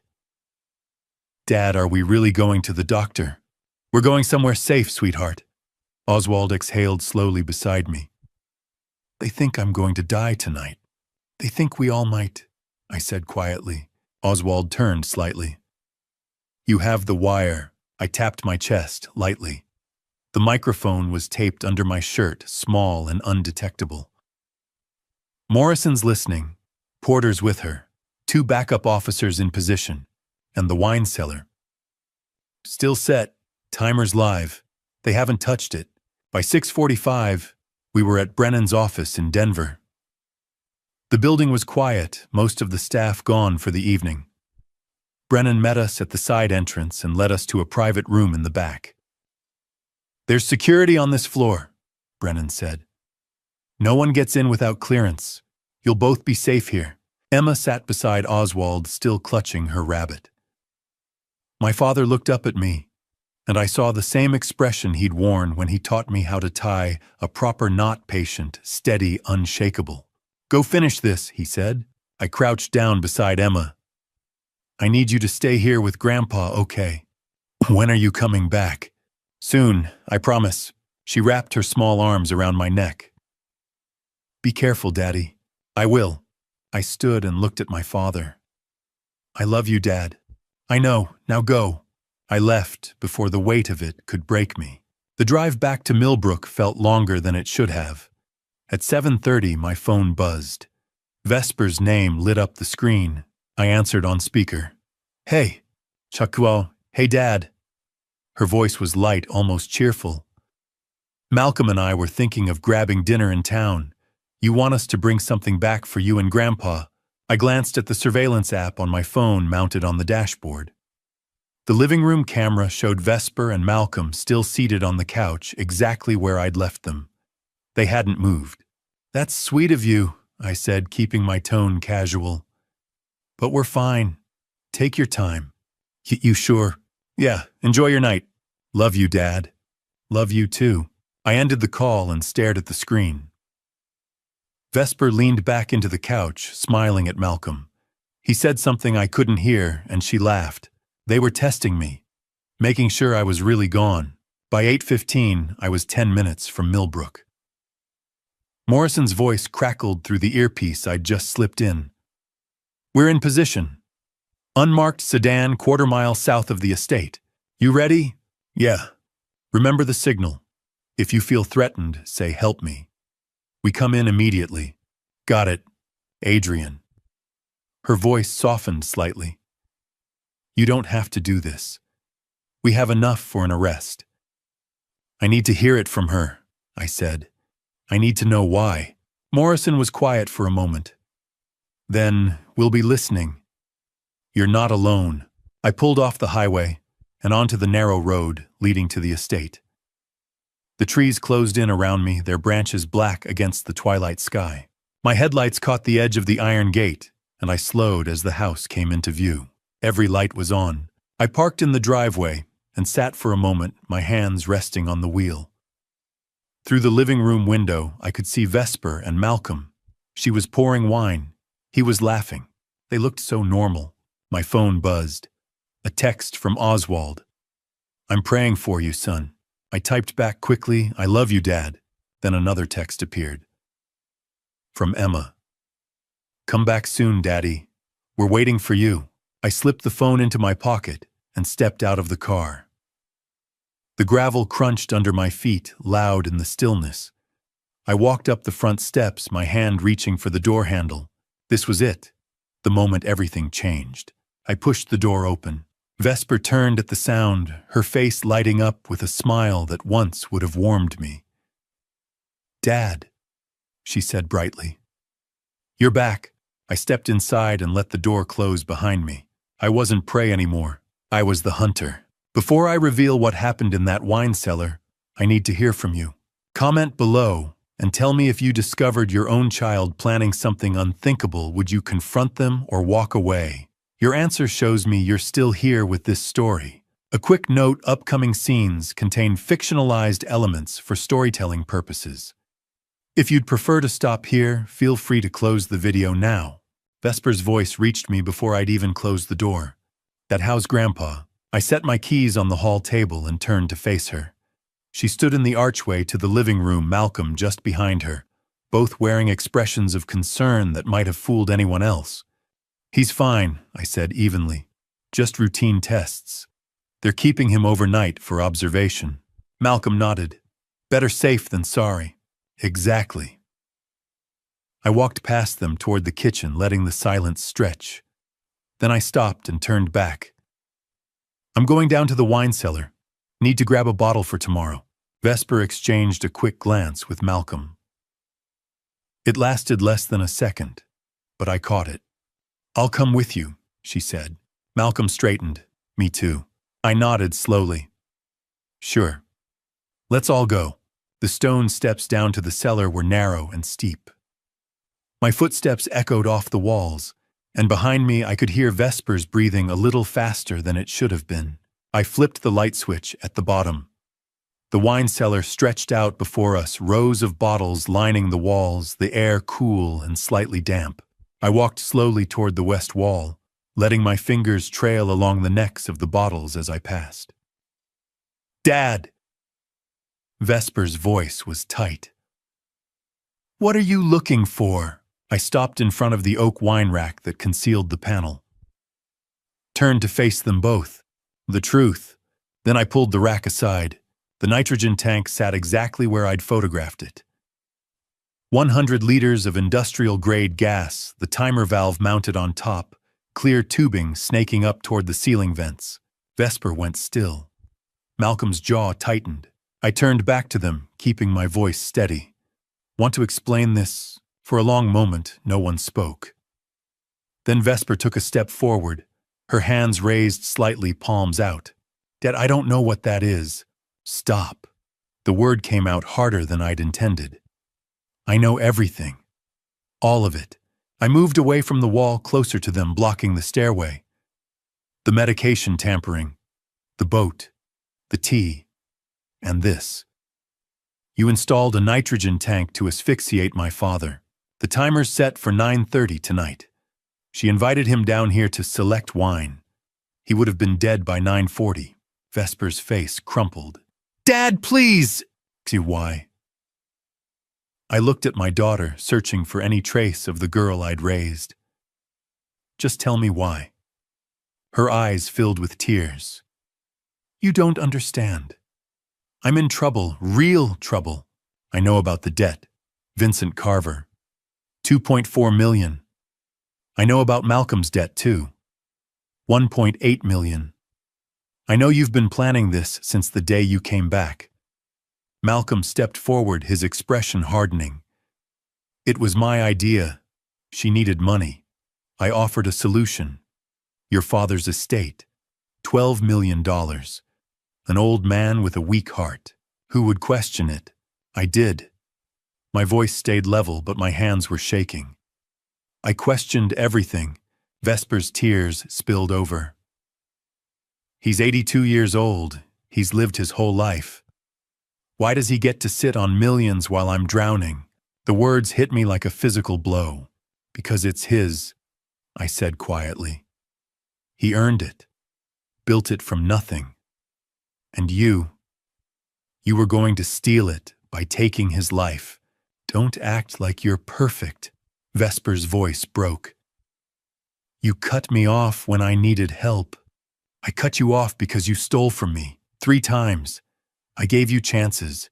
You threw them away. Malcolm's eyes narrowed. Wait. Where's Oswald really? Somewhere safe, far from here. Vesper's face went pale. You knew this whole time. 2 weeks. Every attempt, every lie, every moment you pretended to care. Emma, Vesper whispered. Emma found it, didn't she? And don't. My voice turned to ice. She saved his life. She's 7 years old, and she had more courage than you've shown in 33 years. Malcolm grabbed Vesper's hand. We need to leave. Now! They moved toward the stairs. I stepped into their path. You're not going anywhere. Malcolm's hand went to his jacket. Get out of the way, Adrian. I stood my ground. No. His fingers closed around something in his pocket. Help me. I said it clearly directly into the wire taped under my shirt. The cellar door burst open. Detective Morrison came down first, her weapon drawn Officer Porter right behind her. 2 more officers followed, filling the narrow space with bodies and shouted commands. Police hands up now. Malcolm froze. Vesper stumbled backward, her eyes wide. Morrison's voice cut through the chaos. Vesper Holloway, Malcolm Reed, you're under arrest for attempted murder conspiracy and premeditated homicide planning. Porter moved in with handcuffs. Malcolm didn't resist, but Vesper turned to me, her face streaked with tears. Aunt, please, I'm your daughter. My own eyes burned. I know, and I'll never forget that. They led her up the stairs, still crying, still calling my name. Morrison stayed behind, watching as I sank onto a wine crate. My legs had stopped holding me. You did well, Adrian, she said quietly. We got everything on tape. I just put my daughter in prison. You saved your father's life. I looked up at her. Then why doesn't it feel like I won? Morrison crouched down to eye level. Because love doesn't stop just because someone betrays you. 3 months later, I got a letter from the Denver County Jail, postmarked June 15th. Vesper's handwriting on the envelope. I almost didn't open it. But when I did, the first line changed everything. Dad, I'm pregnant. The courtroom smelled like old wood and stale air conditioning. I sat in the second row, my father beside me in his wheelchair, his hands folded in his lap. 3 months had passed since the night in the wine cellar, but Oswald looked like he'd aged 3 years. Across the aisle, separated by 20 feet and a gulf of broken trust, Vesper sat at the defense table. Malcolm was at his own table 10 feet away, their cases severed by the prosecution. Vesper wore a navy dress, her hair pulled back, her hands clasped. She looked smaller than I remembered. She hadn't looked at me once. District Attorney Elena Hartwell stood and addressed the judge, her voice clear and firm. The People versus Vesper Holloway and Malcolm Reed. Charges include conspiracy to commit murder, 4 counts of attempted murder, fraud, forgery, and unlawful possession of hazardous materials. The words hung in the air like a sentence already passed. The investigation had uncovered more than I'd known. Malcolm Reed wasn't just a pharmaceutical salesman with a gambling problem. He was a pattern. In 2019, his then-girlfriend's father had died in what was ruled an accidental nitrogen leak. Malcolm had inherited $400,000 through the girlfriend, then left her 6 months later. The case had been closed as an industrial accident. No one had questioned it, until now. Forensic accountant Thomas Grayson testified about Vesper's debts. $2.4 million accumulated over 4 years through underground poker games. She'd borrowed from Vincent Carver's organization at 30% interest, and the text messages were chilling. We'll collect from your family if you don't pay. The deadline had been March 30th. 15 days after the wine cellar. Harlan Pierce took the stand and described finding the forged will on Vesper's laptop. The document had been drafted 2 weeks before the first attempt on my father's life. It left 90% of Oswald's estate to Vesper, $10.8 million, and listed Malcolm as a witness. The signature was forged. The plan had been clear. Kill Oswald, present the fake will, collect the inheritance, pay off the debts, and disappear. But they hadn't counted on me noticing the pills. Dr. Brennan sat in the witness box, his voice clinical. The medication tampering was deliberate. Pseudoephedrine combined with Mr. Holloway's existing heart condition could have caused a fatal cardiac event, and Maggie Whitmore testified next. I saw Vesper at the dock around 10 o'clock at night working on something near the boat. Detective Morrison played the audio from the wine cellar confrontation. The courtroom fell silent as Vesper's voice filled the space. He's 82 years old. He's lived his whole life, and Malcolm's response, cold and calculating. Easy money. Who would question it? I watched the jury. Several of them looked at Vesper with something close to disgust. When they called me to the stand, my legs felt unsteady.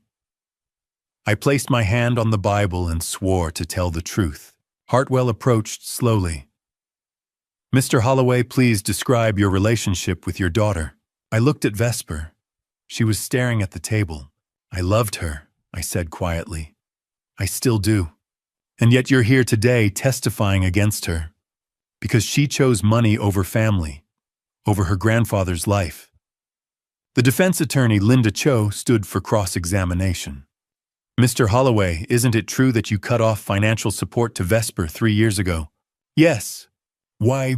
Because she stole $50,000 from my accounts. 3 separate times. I gave her chances. She needed to face consequences. So you abandoned her when she needed help most. I felt anger flash through me. I didn't abandon her. I stopped enabling her.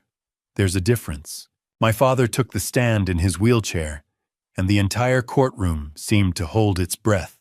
My granddaughter asked me to change my will. When I refused, she tried to end my life. He paused. I never thought I'd live to see this day. The second week belonged to the defense. Malcolm's attorney argued that Vesper had manipulated him. The prosecution tore that apart, asking why a mercy killing would require a nitrogen trap and a forged will. Malcolm had no answer. Vesper's defense centered on mental health. A psychiatrist testified about gambling addiction and impulse control disorder, arguing that Vesper needed treatment, not prison. Then Vesper took the stand. I'm sorry, I was desperate. I made terrible choices. She looked at me for the first time in 3 months. But I never wanted to hurt anyone. I just wanted the pain to stop. Hartwell rose for cross-examination, her tone ice. You put medication in your grandfather's tea. You sabotaged his boat. You installed a nitrogen trap in his wine cellar. Which part of that was not wanting to hurt anyone? Vesper's face crumpled. I don't know. I don't know. On June 28th, the jury deliberated for 6 hours. When they returned, the forewoman stood and read the verdict. Malcolm Reed guilty on all counts. 25 years eligible for parole after 20. Vesper Holloway guilty on all counts. Mitigating factors of mental health issues, no prior violent offenses, demonstrated remorse. 18 years eligible for parole after 12. Vesper collapsed into her chair, sobbing. Malcolm's face remained blank. I felt my father's hand close around mine, and I realized I was crying too. The judge's gavel came down. Justice had been served. But it didn't feel like a victory. It felt like a funeral. As they led Vesper out in handcuffs, she turned back and looked at me. Her lips moved, forming 2 words I could read even from across the room. I'm sorry. I nodded once, because I was sorry too. But forgiveness didn't erase consequences, and some choices couldn't be undone. Outside the courthouse, the summer sun was too bright. Oswald sat quietly in his wheelchair, staring at nothing. You did the right thing, son, he said finally. Then why does it hurt so much? Because you loved her, and you still do. 3 days later, I received another letter from Vesper. She was 4 months pregnant. The baby was due in December, and she was asking me to take custody when the child was born. I sat with that letter for a long time, staring at the words until they blurred. Then I called my lawyer. The envelope arrived on a Tuesday morning, 3 weeks after the sentencing. I recognized Vesper's handwriting immediately, still neat, still careful the way I'd taught her when she was 6. 3 pages handwritten in blue ink. The first line stopped me cold. Dad, I need to tell you something. Please come visit. I hadn't been to see her since the trial. Hadn't wanted to. Every time I thought about making the drive, I remembered the wine cellar, the nitrogen tank, the timer set for 9:30, the premeditation of it all. But I also remembered the girl who used to fish with me on Lake Thornton, the one who promised she'd make me proud. Oswald found me at the kitchen table, staring at the pages. "How are you going?" he asked quietly. "I don't know." He lowered himself into the chair across from me, moving slowly, carefully. The trial had aged him in ways I hadn't fully recognized until now. "Go," he said. "You'll regret it if you don't." Sterling was a 2-hour drive northeast, the landscape shifting from mountains to plains as I left Denver behind. The Colorado Women's Correctional Facility sat on the edge of town, low concrete buildings, surrounded by chain-link fencing and guard towers. I checked in at the front desk, passed through security, and waited in a sterile visiting room with plexiglass dividers and phones mounted on the walls. The chairs were bolted to the floor. Everything was designed to prevent connection. The door on the other side of the glass opened, and Vesper walked in. She looked smaller, thinner.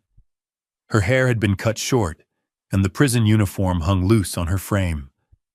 But it was her eyes that stopped me, hollow, exhausted. But something else, too. Something I hadn't seen in years. Fear. She sat down and picked up the phone. I picked up mine. For a long moment, neither of us spoke. "Thank you for coming," she said finally. "What did you need to tell me?" She took a breath. "I'm pregnant." The words didn't register at first. I heard them, but they felt disconnected from reality, like she'd spoken in another language. "What?" 8 weeks. I found out 2 weeks ago. My hand tightened on the phone. "Malcolm?" "Yes." "Does he know?" "I told him yesterday through my lawyer. He said he wants nothing to do with it." Of course he didn't. Malcolm Reed had already moved on to his next survival strategy: distance himself. Minimize culpability, serve his time quietly. A baby. My granddaughter. Conceived by 2 people who'd tried to murder my father. "I know what you're thinking," Vesper said, her voice cracking slightly. "That I don't deserve to be a mother." "I didn't say that. You don't have to. I can see it in your eyes." She wiped at her face with the back of her hand. The cuffs on her wrist were too big, sliding up her forearm. "The baby's due in February. I'll give birth here in the medical unit. Colorado law says I can keep her with me for 18 months. After that..." Her voice broke. "After that, she goes into the system, foster care, unless a family member takes custody." The air in the room felt too thin. "Dad, please." Her hand pressed against the glass. "Please take her." I stared at my daughter, this woman I'd raised, loved, lost, and felt something crack open inside me.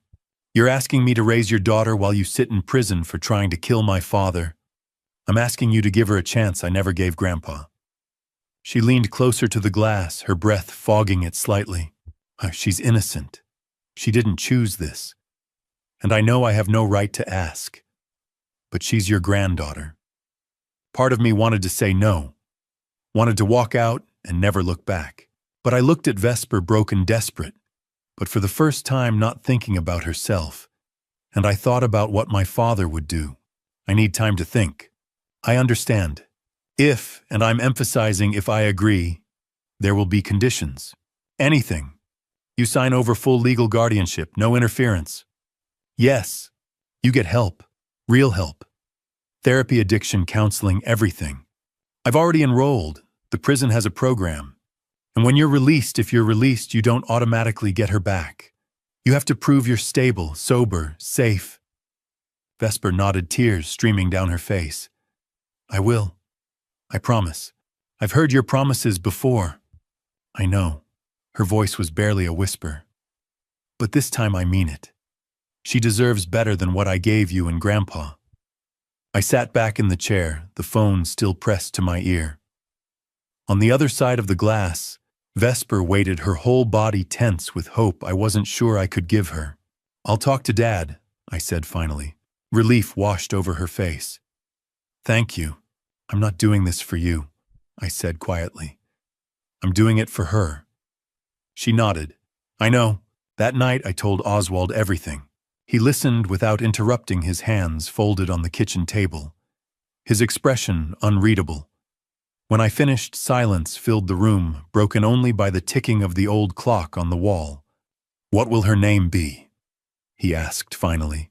"We don't know yet. I'd like to suggest one." He looked at me, his eyes steady. "Margaret, after your mother." I hadn't expected that. "Mom?" So she always believed in second chances, even when people didn't deserve them. He reached across the table and gripped my hand.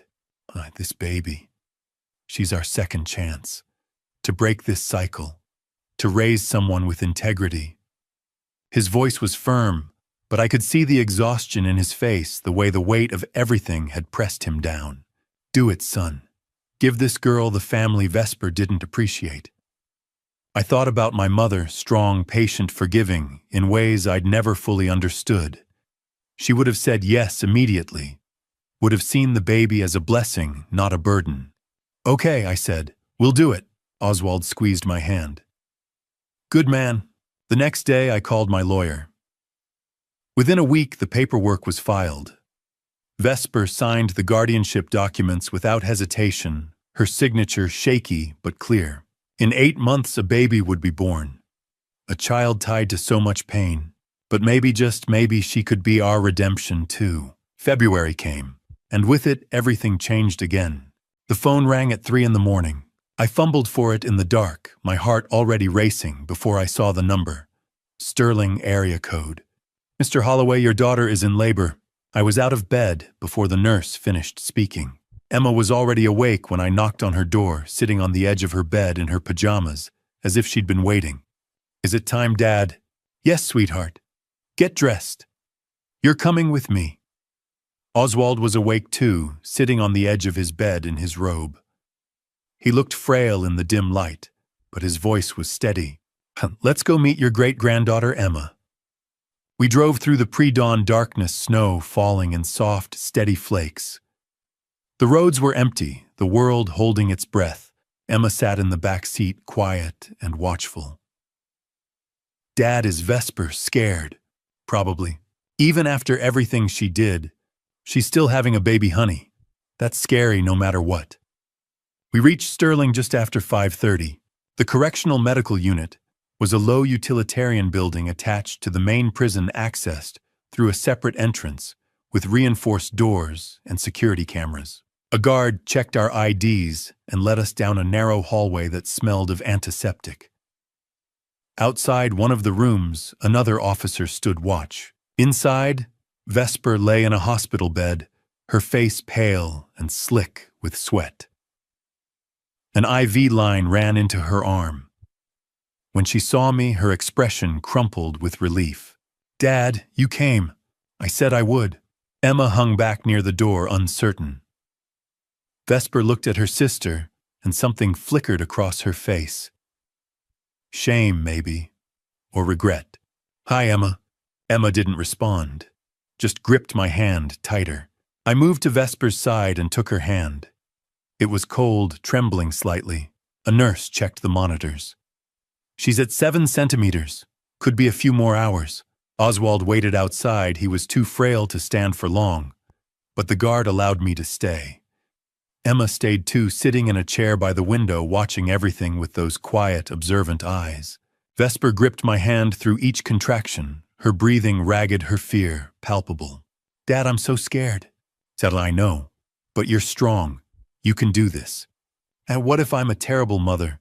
I looked at her, this woman who'd made so many wrong choices, and I saw the girl she'd been. The one who'd believed in second chances. "You're giving her a better life than you had. That's love." She nodded, tears streaming down her face. The hours passed slowly. Vesper's labor intensified, and the nurse coached her through each contraction with calm efficiency. Emma watched from her chair, her small hands folded in her lap, her face serious. At one point, she stood and walked to the bedside.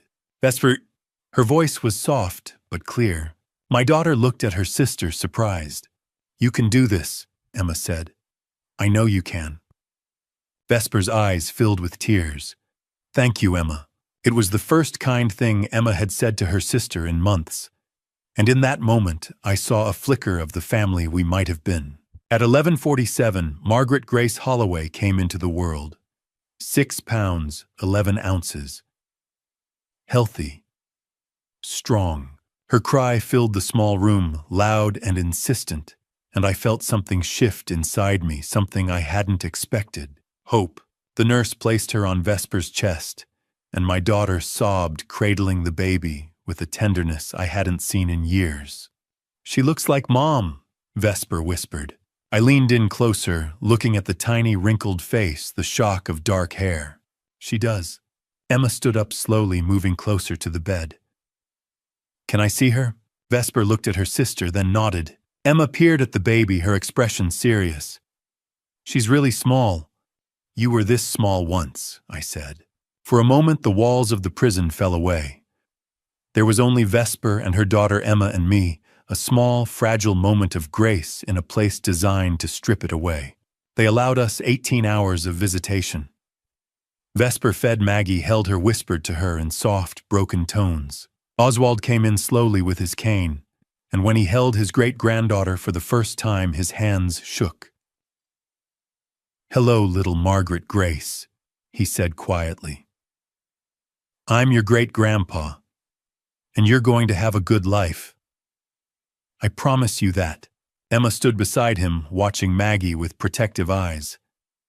Can I hold her too, Grandpa? Oswald smiled. Of course, sweetheart. He carefully transferred Maggie into Emma's arms, and Emma sat down, slowly cradling her niece with surprising gentleness. She looked down at the baby's face, her expression softening. Hi, Maggie. I'm your Aunt Emma. I'm going to help take care of you. Vesper watched from the bed, tears streaming down her face. You're going to be an amazing big sister, Emma. Emma didn't look up. I know. At 2 p.m, a social worker arrived with the guardianship papers. Vesper signed them without hesitation, her hand steady despite the tears.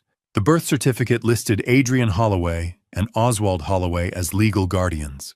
When it was time to leave, Vesper held Maggie one last time. She kissed her forehead, her lips trembling. I'm sorry I can't be the mother you deserve, she whispered to the baby. But your grandpa, he's the best man I've ever known. He'll teach you everything I forgot. Then she looked at Emma. Emma, will you tell her about me someday? The good parts, if there are any. Emma was quiet for a long moment. Then she nodded. I'll tell her you loved her. Vesper's face crumpled. Then she handed Maggie to me. The weight of her, so small, so warm, settled into my arms, and I felt the enormity of what we were doing. It's Dad. Vesper looked at me. Thank you for not giving up on me. Even when I gave up on myself, I'm your father, I said quietly. I'll never give up on you. But you have 17 years left to figure out who you want to be. I will. I'll use every day. Vesper reached out and touched Maggie's hand one last time. Goodbye, sweetheart. Mommy loves you. The drive home was quiet. Maggie slept in her car seat, bundled in a soft pink blanket the hospital had given us. Emma sat beside her in the back seat, one hand resting gently on the car seat, as if standing guard. Oswald rode up front, his gaze distant, lost in thought. I glanced at him. You okay? He nodded slowly. I was just thinking about your mother. She would have loved this moment. A new beginning. And she would have been a wonderful great-grandmother. She would have spoiled Maggie rotten, he said with a soft smile. Just like she spoiled Vesper. Emma spoke up from the back seat. Grandpa, do you think Maggie will remember her mom? Oswald turned to look at her. She won't remember her face, honey, but we'll make sure she knows her mother loved her. That's what matters. And we'll make sure she knows she's loved, I added. Every single day. Emma nodded, satisfied. Good. We arrived at Holloway Estate just after 5. The sun was setting, casting long shadows across the driveway. I carried Maggie inside and Oswald followed slowly, leaning heavily on his cane. Emma carried the diaper bag, serious and responsible. Lily had prepared the nursery in the room that had once been Vesper's. A crib stood by the window, a mobile of stars hanging above it. The walls were painted a soft cream, and a rocking chair sat in the corner waiting. Oswald held Maggie and looked around the room. This house has seen too much pain. But now there's hope. Emma stood beside him, looking at her niece with protective eyes. I'll make sure she's safe, Grandpa. I promise. I know you will, sweetheart. I stood with my father, my daughter, and my granddaughter, 3 generations, connected by blood and something stronger. Something forged in crisis and sealed in love. Maybe this is why we survived, I said. To raise her. Oswald nodded. Maybe it is. Margaret Grace Holloway entered the world on Valentine's Day, a symbol of love born from betrayal. A child who would never know the darkness that preceded her arrival, but who would be shaped by the light we chose to build in its place. And maybe, just maybe, she was our redemption. The morning sunlight danced across Lake Thornton, turning the water into a field of diamonds. I pushed Maggie's stroller along the path, the wheels crunching softly on the gravel. Beside me, my father walked slowly, his cane tapping a steady rhythm. Emma skipped ahead, pointing out birds and flowers to her niece. At 82, Oswald's every step was deliberate, but he smiled as he looked at his great-granddaughter. Maggie was 3 months old now, her eyes bright and curious, her tiny fists waving at the world. She made small, cooing sounds and Oswald laughed. She has your mother's eyes, he said quietly. I see it too, Dad. Emma ran back to us, breathless. Dad, can we take Maggie to see the ducks later? Maybe this afternoon, sweetheart. A year ago, I'd been fighting to save my father's life. Today, I was raising his great-granddaughter with help from an 8-year-old who'd already proven herself a hero. Life was strange that way. Maggie woke at 6 every morning without fail, and I'd stumble out of bed to feed her, change her, rock her back to contentment. Oswald would shuffle into the kitchen by 7, already dressed, ready to hold her while I made coffee. Emma had become my unexpected ally. She'd fetch diapers, warm bottles, sing to Maggie when she cried. She'd grown up faster than any child should have to, but she carried it with quiet grace. Lily prepared breakfast and kept the house running with quiet efficiency. She'd become more than help, she was family. Dr. Brennan visited once a month to check on Maggie. She's thriving. You're doing great. But it wasn't easy. The sleepless nights left me exhausted. Oswald's health was declining, his mobility limited, his strength fading, but he refused to miss a moment with Maggie. The financial strain was real. I'd sold off part of the estate holdings to establish a trust for her future. The grief over Vesper was always there, a low ache I'd learned to carry. But Millbrook, this small town that had watched our family unravel, rallied around us. The local church brought meals. People stopped me at the grocery store to tell me they were praying for us. Vesper wrote every month. The first letter arrived in April, 2 months after Maggie's birth. She described the prison therapy program, addiction counseling, trauma recovery.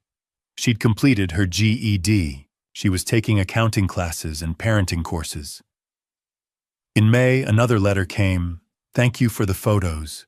Maggie is beautiful. I think about her every day. I've been clean, sober for 8 months. Tell Grandpa I'm sorry. Every single day I'm sorry. Tell Emma thank you. For saving him. For being brave when I wasn't. I sent photos every month. Maggie sleeping, smiling, reaching for toys. Short updates about milestones. Brief replies. I couldn't promise reconciliation, but I wouldn't close the door either. She was still my daughter. One evening in late May, I sat on the porch with Oswald while Maggie slept in my arms. Emma sat on the steps coloring. The sun was setting over Lake Thornton, painting the sky in gold and pink. "I've been thinking," Oswald said, "about forgiveness and legacy. Vesper made terrible choices, but she's trying now." "I know, Dad." Emma looked up. "What will you tell Maggie about her mother, Dad?" I thought for a moment. "The truth. All of it. The good and the bad." Oswald nodded. "Tell her that people can fall, but they can also get back up. That's the legacy I want to leave. Not perfection. Perseverance." He reached over and took my hand. "Teach Maggie what I taught you.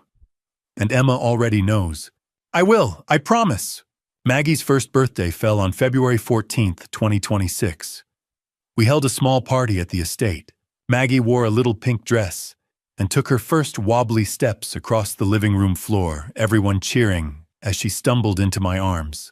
Emma was 9 now, patient and protective with her niece. She helped Maggie blow out the candle, steadied her steps, wiped frosting from her cheeks. Oswald sat in a chair, weaker now, but present. He watched them with pride so fierce it made my chest ache. The prison allowed Vesper a supervised video call. She appeared on the screen, thinner, older, but her eyes were clear.